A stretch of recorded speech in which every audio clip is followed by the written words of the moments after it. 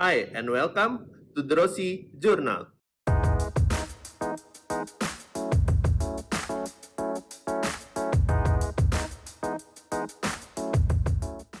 Kali ini kami akan melanjutkan segmen Apa Kata Pakar episode 8. Selamat menyaksikan.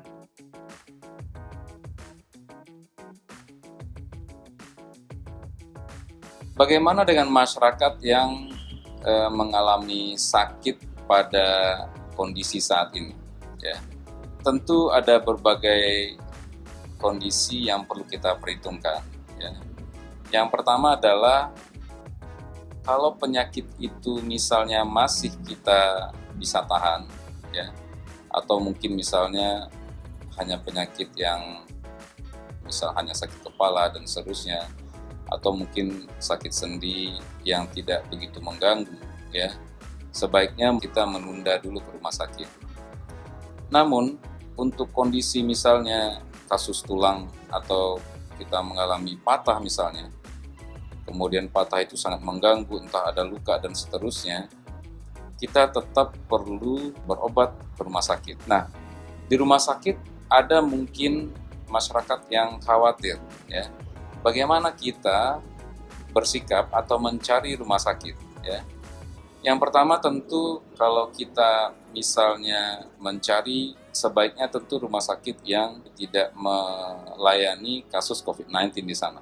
Atau kalaupun rumah sakit itu melayani kasus-kasus COVID-19, ya, kita harus melihat bahwa rumah sakit itu membedakan pelayanan COVID-19 dengan kasus-kasus yang non-infeksius, ya.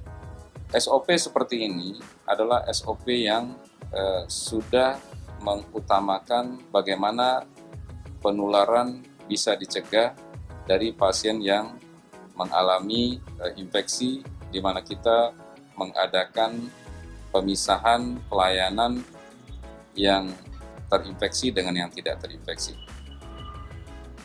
Selanjutnya adalah untuk pasien yang datang ke rumah sakit, ya, tentu akan tadi mungkin di gerbang rumah sakit akan diadakan screening pertama.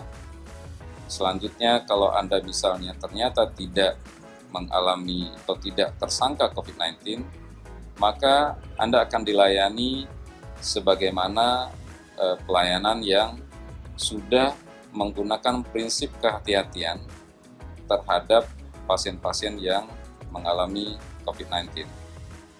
Nah, bagaimana sikap kita kalau kita berada di poliklinik? Ya. Tentu hal yang pertama kita kerjakan adalah cuci tangan. Ya. Cuci tangan bagi seorang pasien, ya, sangat penting untuk menghindari dia terpapar dari kalau ada pasien lain yang mencemari tempat atau katakanlah tempat duduk dan seterusnya, sehingga penderita ini tidak mengalami katakanlah penularan. Dengan mencuci tangan, ya, maka peluang untuk penularan akan bisa kita hindari. Yang berikutnya adalah dengan menggunakan masker, ya. Barangkali untuk pasien yang datang ke rumah sakit, ya, di mana di tempat pelayanan itu katakanlah tidak banyak melayani kasus COVID-19, maka penggunaan masker bedah sebenarnya sudah cukup. Atau penggunaan masker kain yang digunakan berlapis juga sebenarnya sudah cukup untuk mencegah dari penularan tertularnya si pasien dari infeksi COVID-19. Sekian video dari kami. Jangan lupa klik like, comment, and subscribe. Dan nantikan video kami selanjutnya. Tetap lakukan physical distancing dan di rumah aja. Saya Aswin, pamit.